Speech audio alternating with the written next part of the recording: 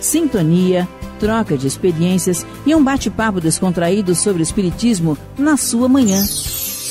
Deusa Nogueira explica a mediunidade no nosso dia a dia. Começa agora, na sua Rádio Rio de Janeiro, o programa Conversando sobre Mediunidade. Queridos amigos ouvintes da Rádio Rio de Janeiro, meu nome é Deusa Nogueira. Estamos nós conversando sobre a mediunidade. E hoje vamos continuar a falar nas condições de experimentação.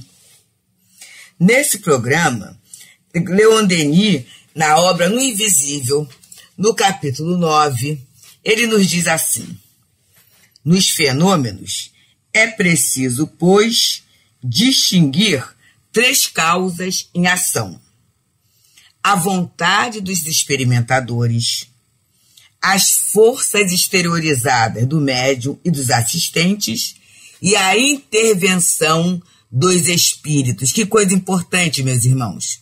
Ele vai chamando a atenção, e aí a gente pode colocar a vontade dos experimentadores. Quem são esses experimentadores? São os dirigentes, são aqueles que patrocinam as sessões, que abrem as sessões. E será que a gente está atento em relação à vontade dessas pessoas? Qual é a vontade que tem? É para fazer o médium de cobaia? É para usar o fenômeno como marketing para a casa espírita? Ou para a causa espírita, ou até para alguma causa pessoal? O objetivo é observar a mediunidade, trabalhar a mediunidade como um grande instrumento de serviço, de elevação. Então, essa questão da vontade dos experimentadores é bem interessante. Outro ponto: as forças exteriorizadas do médium e dos assistentes. Então, é assim: cada um dá o que tem. Nenhum médium será forçado a produzir aquilo que ele não está apto, aquilo que ele não tem força. E é nesse momento que tem que ser bem analisada a força mediúnica como uma condição para que o fenômeno possa acontecer. Então, essa força do médium, mas não é só dele, não é dos assistentes. Será que há uma harmonia entre o médium e a assistência? E se não há, foram utilizados recursos de harmonização fluídica? O ambiente está saneado. E quando a gente fala saneado, é saneado materialmente também, um ambiente de limpeza, um ambiente de ordem, mas principalmente sobre o aspecto dos pensamentos, das conversas antes de uma reunião, porque muitas vezes, a gente fala sempre isso, algumas criaturas pensam que é só parar na hora, que concentrar é só parar naquele momentinho para a reunião acontecer. Não é assim. Há todo um cuidado, há todo um respeito. Algumas de nossas casas espíritas, principalmente as maiores, elas têm até a sala, ou as salas, consagradas ao serviço mediúnico. E aquela sala é só para o serviço mediúnico. Em outras casas, como a nossa, a gente não tem esse espaço todo. Mas é importante, né, que a gente preserve horas antes, né, do trabalho mediúnico aquele ambiente. Se não for possível, que a gente use aquele ambiente com unção, com cuidado, conscientes da impregnação que deixamos ali. E um outro ponto é a intervenção dos espíritos. Como é que os espíritos estão intervindo? E a intervenção dele vai ser de acordo com o quê? Com a vontade do experimentador, as forças exteriorizadas do médium e dos assistentes. É a velha e conhecida lei da sintonia, da afinidade. E Leon Denis continua nos falando: os próprios fenômenos podem se dividir em 2 grandes categorias: os fatos magnéticos e os fatos medianímicos. Porém, uns e outros se misturam estreitamente e frequentemente se confundem. E aí nós lembramos da experiência do Núcleo Espírita Pedro e Paulo, em que o irmão Walter Faria, médium curador, médium de efeitos físicos, dotado de um grande magnetismo, né? Tivemos algumas experiências de magnetismo mesmo, em que, mesmo de costa, pensando, né, emitindo a sua força fluídica magnética, o médium entrava num estado de transe cataléptico, né? Transe cataléptico, ficava ali. E a partir dali, os fenômenos do sonambulismo aconteciam. A visão à distância, a insensibilidade física, a audição à distância também, a descrição de determinadas cenas, tudo acontecia. Até que, num determinado momento, esse transe magnético era convertido no transe mediúnico. E era aquele momento em que o plano espiritual intervinha, e aí o fenômeno acontecia de uma outra ordem. Então, quando ele fala que se misturam e frequentemente se confundem, por quê? Porque nós somos espíritos. Todos nós somos espíritos. Todos nós somos médiuns. Todos nós nos associamos, nos influenciamos reciprocamente. E é isto que faz a beleza, né? Da gente não dividir, se divide assim didaticamente. Mas com certeza, onde estão os homens, aí estarão também os espíritos, principalmente quando ele tem o experimentador, que tem uma força, tem uma vontade, tem um objetivo, tem o médium também, que tem uma força, uma vontade e objetivo, os assistentes também, cada um do seu jeitinho, né? E se pensarão e formarão um todo harmonioso, dependendo da condução que será dada à tarefa mediúnica. E ele continua nos falando. O médium, em estado de sono magnético, encontra-se em 3 estados distintos, que podem nele se suceder, e em cada um dos quais ocorre toda uma ordem de fenômenos. E aqui ele vai falar desses 3 estados que a gente vai parar um pouquinho para pensar, né? Ele fala assim: primeiro, o estado ligeiro de hipnose, favorável aos fatos telepáticos e à transmissão do pensamento. Entretanto, aqueles que se produzem nesse estado, quer dizer, esses fatos, né, são geralmente pouco concludentes. O desprendimento do corpo fluídico do médium é incompleto e sua ação pessoal pode se misturar à sugestão do espírito. E aí estou lembrando de uma companheira lá do Núcleo Espírita Pedro e Paulo mesmo, em que ela falava, né, no fenômeno, ela falava assim: se eu fosse menos racional, olha só, se eu oferecesse um estado de passividade maior, eu sei que o fenômeno seria mais aprofundado.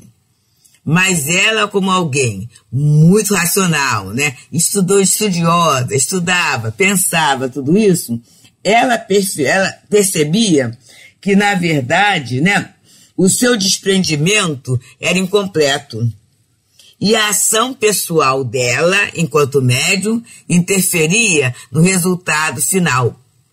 Já uma outra irmã, que, assim, menos racionalidade, né? Ela se deixava com mais facilidade a entrada no transe, tudo isso. Com ela, nós tínhamos transe mais completo.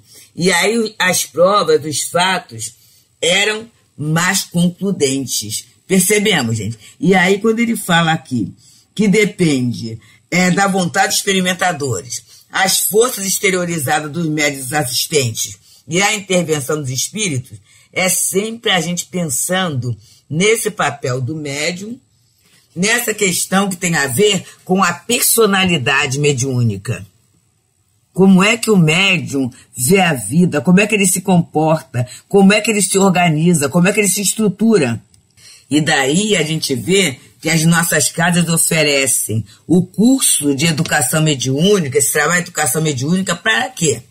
Para que a gente comece a se orientar e nem a diminuir, porque afinal de contas, né, o fenômeno acontece como acontece com o outro, quer dizer, a não estabelecer comparações, mas também a não supervalorizar a minha força mediúnica, sabendo que o fenômeno ele não vai depender só de mim enquanto médium. Tem fatores que são relevantes para a obtenção do mesmo. Então, quando eu começo a entender esse processo, fica mais fácil para eu exercer o meu papel dentro das minhas possibilidades, dentro das minhas forças e procurar até recursos, muitas vezes, para aprimorar ou para me desembaraçar daquilo que eu sei que atrapalha a minha exteriorização.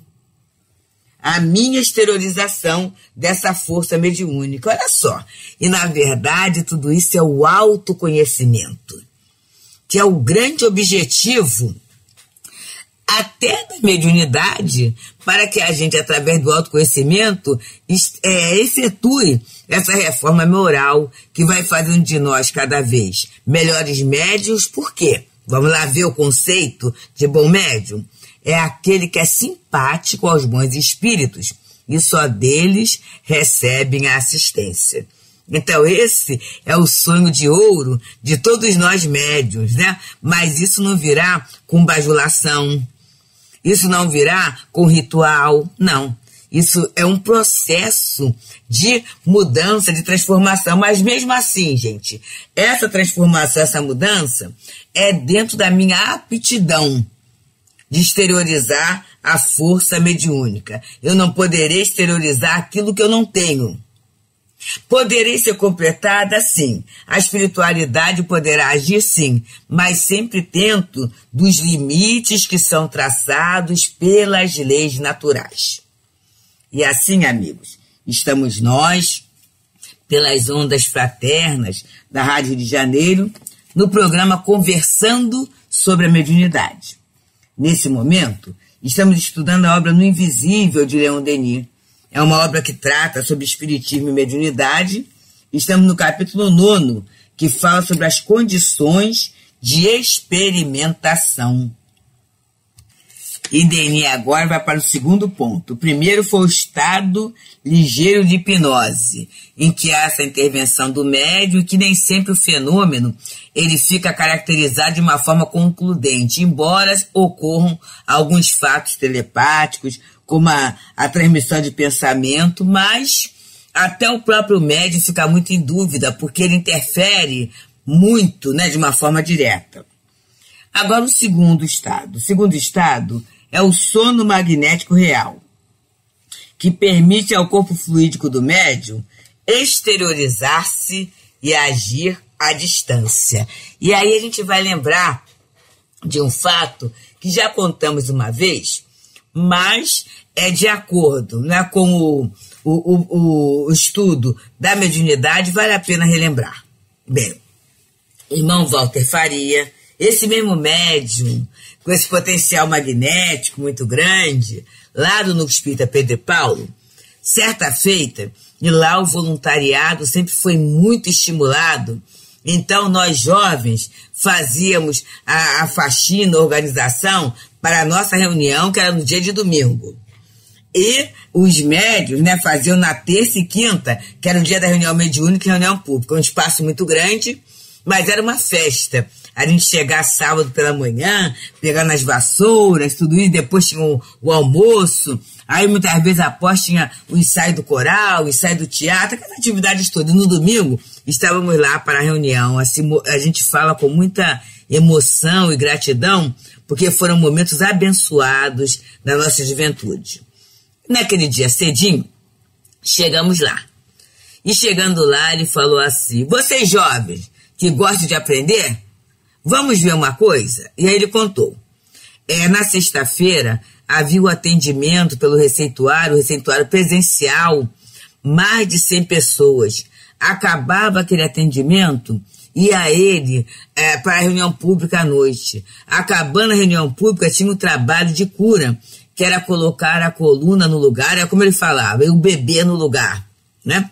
E aí a gente sabe que quando há esse desgaste fluídico, esse desgaste magnético muito grande, a criatura fica esgotada, mas muitas vezes ela não consegue dormir logo.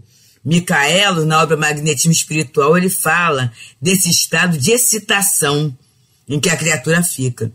E aí o que ele fez? Ligou a televisão para ver alguma coisa, para desanuviar a mente, né? E a partir dali relaxar para dormir. E daqui a pouco aparece um espírito e fala assim: Walter, vá dormir, que a gente precisa de você. E ele obedeceu, e ele foi deitar. E aí deitando, ele contou isso pra gente, quando nós chegamos lá. E aí eu fui com os espíritos para um lugar que é aqui no Campinho. E aí Campinho é um bairro, né, aqui do Rio de Janeiro. Aqui no Campinho. E eu lembro que tinha um basculhante com um dos vidrinhos quebrados.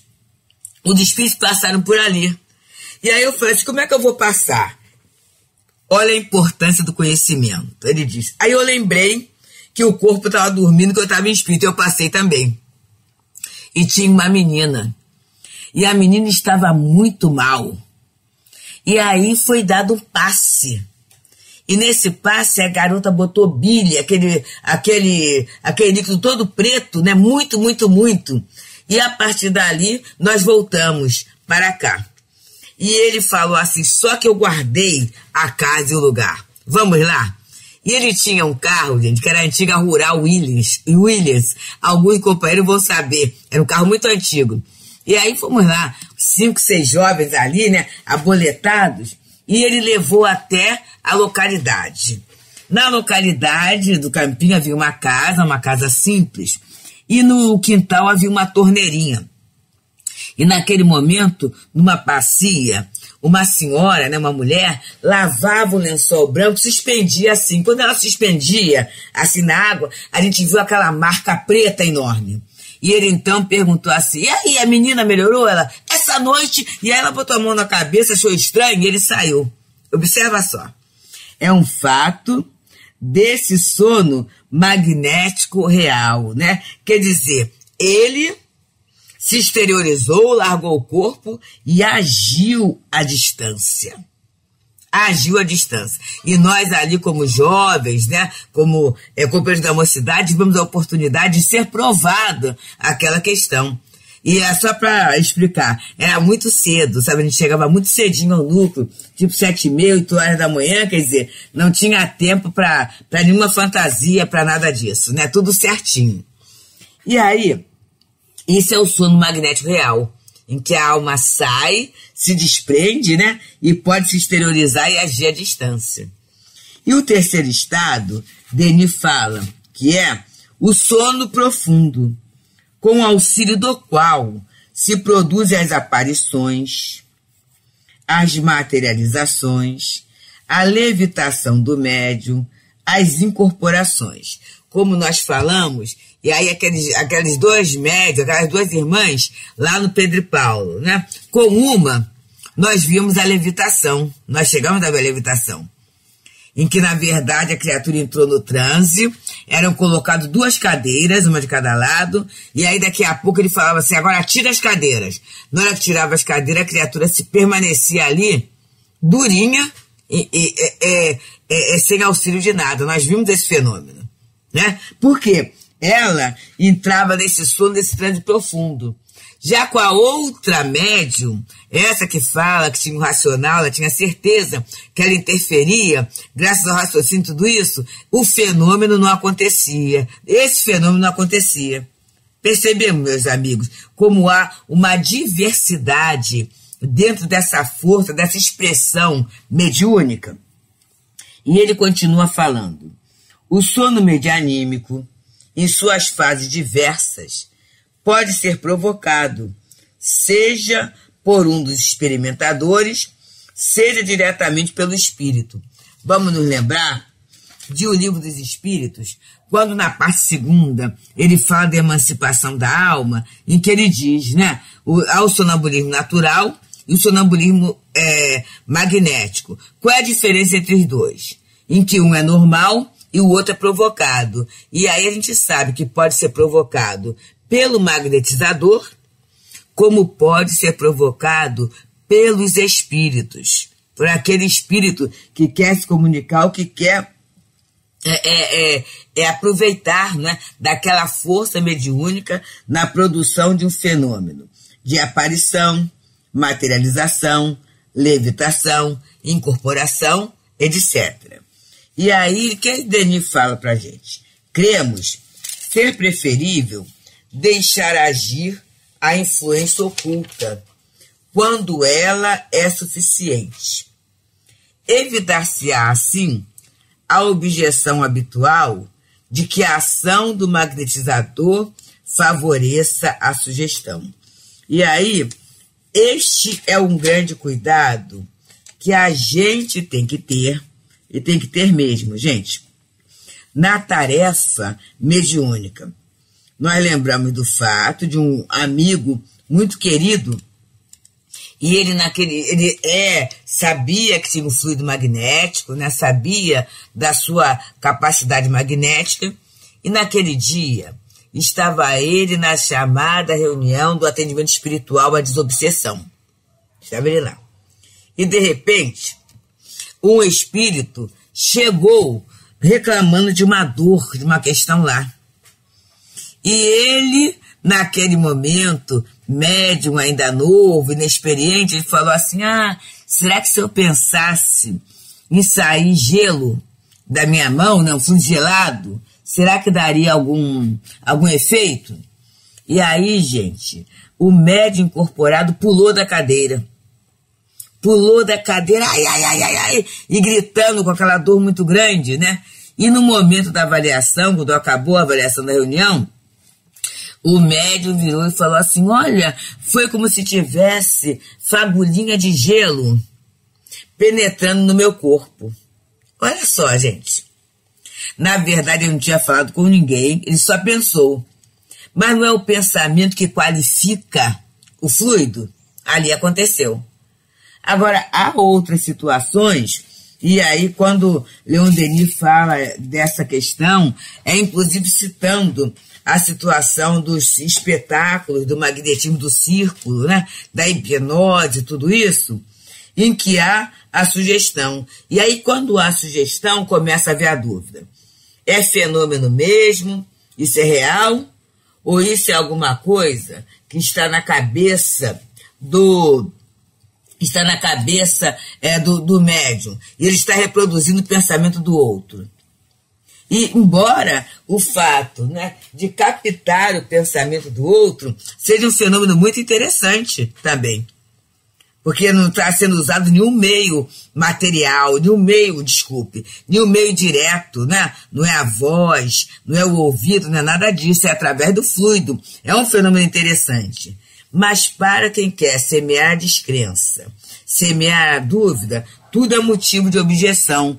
Daí Leon Denis falar que é muito melhor, então, que a gente deixe que haja essa influência oculta, para não colocar dúvida na experimentação, para que não fique dúvida, né, da existência, da anterioridade e da intervenção dos espíritos, pois esse é o grande objetivo. Então, recapitulando, Leon Denis, né, ele fala desse médio estado de sono magnético. Então, o primeiro, estado ligeiro de hipnose, que é favorável aos fatos telepáticos e à transmissão do pensamento. Mas o médium pode interferir muito e aí o fenômeno é pouco concludente, às vezes até para o próprio médium, ele coloca uma dúvida.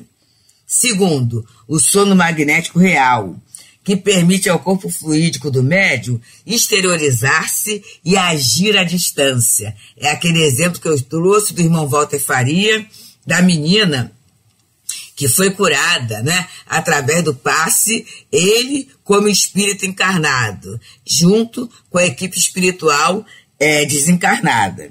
E o terceiro, que é o sono profundo, que vai dar esses fenômenos assim concludentes, que esse sono pode ser induzido pelo magnetizador, pelo experimentador, pelos espíritos. E aí Leon Denis fala que ele prefere, né, que seja induzido pelos espíritos para evitar que as criaturas ponham dúvida e classifiquem o fenômeno como pertencendo à classe dos fenômenos da sugestão.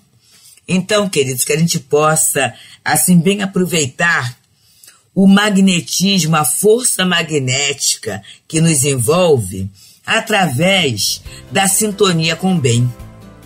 Nesses momentos em que estamos através da Rádio Rio de Janeiro, ouvindo de doutrina espírita, ouvindo sobre Jesus, ouvindo sobre esperança, com toda certeza, a gente está sendo envolvido pelo suave magnetismo do amor de Deus.